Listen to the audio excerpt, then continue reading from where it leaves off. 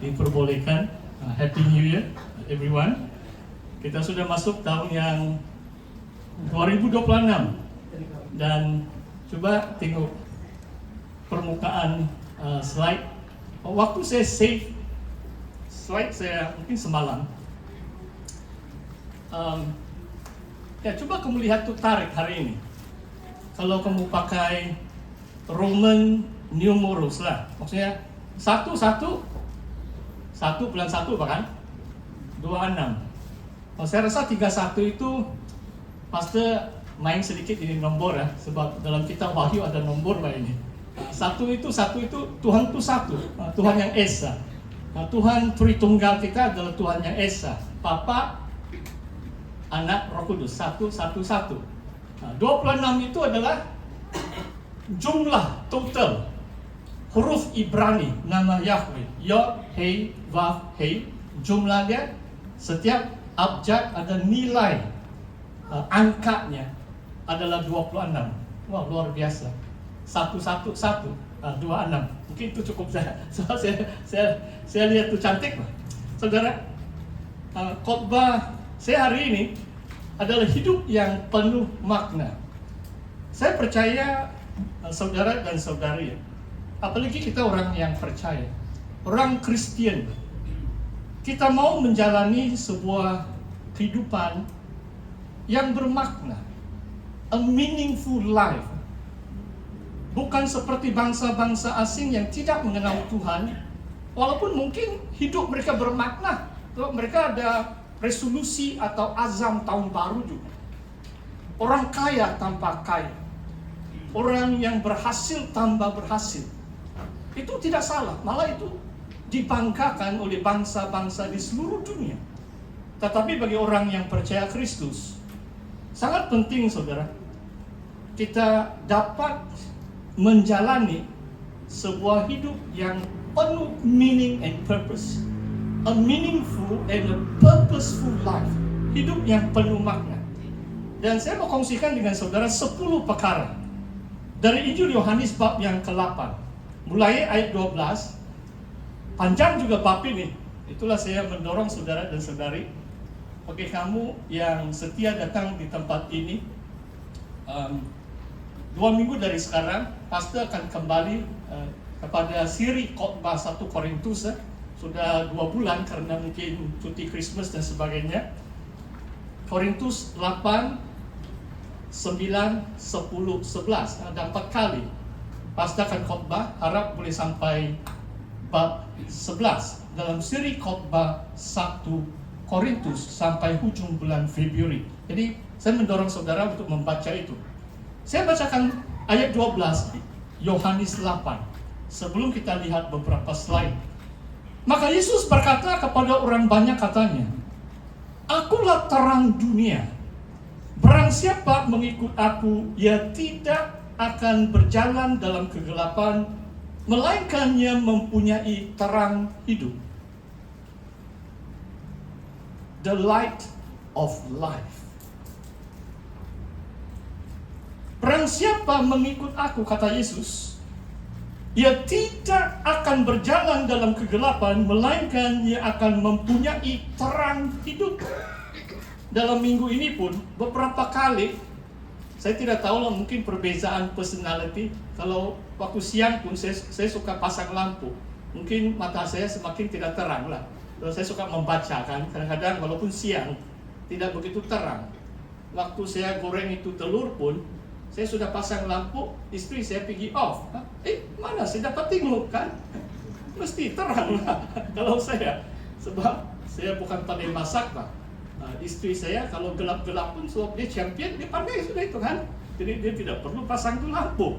Saudara, kalau kita tidak ada terang, maksudnya kita berada dalam kegelapan. Yesus adalah terang dunia. Yesus yang memberi kita terang hidup. Maksudnya kehidupan kita diterangi atau penuh dengan terang Tuhan Yesus. Luar biasa, saudara. Saudara, apakah syaratnya bagi mereka supaya mempunyai terang hidup itu? Hidup yang bermakna. Hidup yang ada hala tuju. Hidup di mana kita berhasil memuliakan Tuhan. Barang siapa mengikut aku. Kuncinya adalah bagi saudara dan saya yang mengikuti Yesus. Sebab Yesus adalah terang dunia ini. Hanya di dalam Yesus. Dalam Yohanes 1 ayat 4 mengatakan, di dalam firman adalah terang manusia. In him was the light of man. Manusia cuma dapat diterangi atau hidup dalam terang di dalam firman. Permulaan Injil ini, Injil Yohanes. Saudara, kita akan belajar 10 perkara. Mungkin next slide. Mungkin minta maaf Pak Pastor, saya coba kontrol di sini. Boleh kayak itu? Atau kalau tidak, terpaksa coba teruskan. Ya, macam kita tahu. Saudara, bagi kita yang percaya Yesus, hidup yang penuh makna berarti mengenal dan mengikuti Yesus. Tanpa saudara mengenal Yesus secara pribadi, saudara belum mulai pun hidup dalam terang. Saudara masih dalam kegelapan, sebab belum mengenal terang dunia itu. Belum mengenal terang manusia, yaitu firman, yaitu pribadi Yesus. Saudara, yang kedua di sini adalah mengikuti. Kadang-kadang orang boleh katakan, ya saya percaya, tapi bukan juga mau mengikuti. Maksudnya dalam Yakobus mengatakan, jangan kamu katakan percaya. Demon, roh-roh jahat pun percaya bahwanya adanya Tuhan. Tetapi mereka gentar, sebab mereka menantikan hari penghakiman. Tidak guna percaya atau sekadar percaya, tetapi tidak mau mengikuti. Sebab Yesus katakan di sini bukan hanya percaya. Barang siapa mengikuti aku, dia akan mempunyai terang hidup. Saudara, saya coba kupas tentang mengenal mengikuti Yesus. Dua perkataan ini, sometimes secular terms can explain spiritual things. Orang dunia biasalah kalau tentang pimpinan atau kepimpinan adalah modeling and imitation. Model maksudnya Yesus tuh di sana saya katakan role model. Dia contoh, dia teladan. Kan? Maksudnya orang Kristen kalau ikut Yesus adalah meneladani, mencontohi Yesus. Saya sebut di situ adalah kalau kita terima Yesus sebagai role model kita, ini bukan cuma perintah-perintah secara aktif atau secara negatif, jangan membunuh, jangan berdusta, atau jangan menjauhkan persekutuan. Surat Ibrani mengatakan menjelang hari itu, marilah kita lebih giat, jangan jauhkan daripada persekutuan ibadah seperti yang dilakukan oleh sebahagian orang. Saudara, bukan sekadar itu, tetapi adalah kita harus menghayati apakah falsafah atau prinsip kehidupan Yesus. Kalau kita mau modeling, imitate Jesus Christ, maksudnya mengikuti Yesus. Saya beri contoh dalam kitab Yohanes. Tiba-tiba muridnya sudah pergi pekan beli itu roti. Mereka tahu Yesus sudah lapar. Apa jawab Yesus? Yohanes 4. Makananku adalah melakukan kehendak Bapakku dan menyelesaikan pekerjaan. Ini maksudnya filsafat prinsip kehidupan Yesus. Dia tidak perintah kamu buat apa-apa. Dia hanya katakan ini aku. My food is to do my Father's will and to finish His work. Jadi kalau saya ikut Yesus, falsafah prinsip Yesus itu menjadi falsafah dan prinsip saya. Kalau saya adalah pengikut Yesus yang sejati.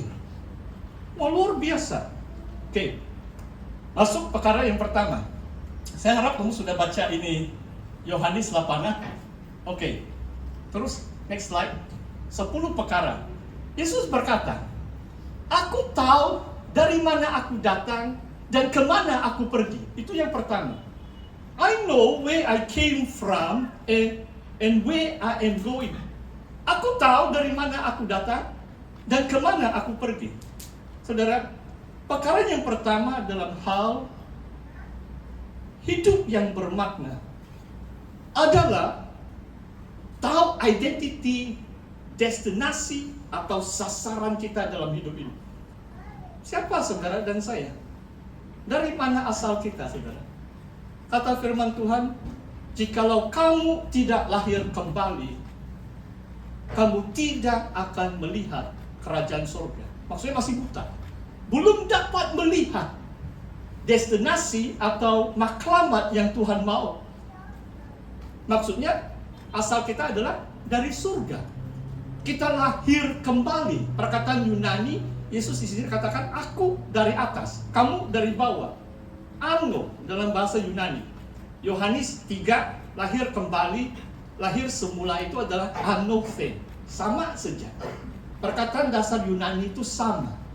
Maksudnya asal kita diperanakan oleh Tuhan oleh Roh. Maksudnya asal kita dari surga.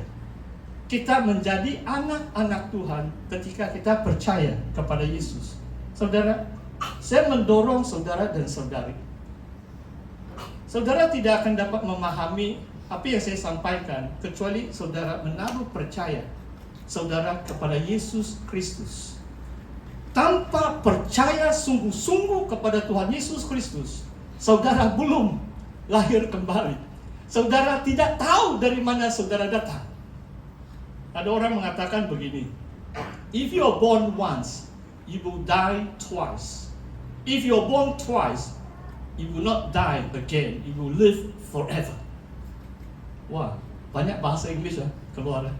Harap Deacon Ojo oke lah kan? Haleluya. Ini zaman AI bang, mesti juga tahu sedikit bahasa Inggris ya. Pengetahuan bertambah dunia ini.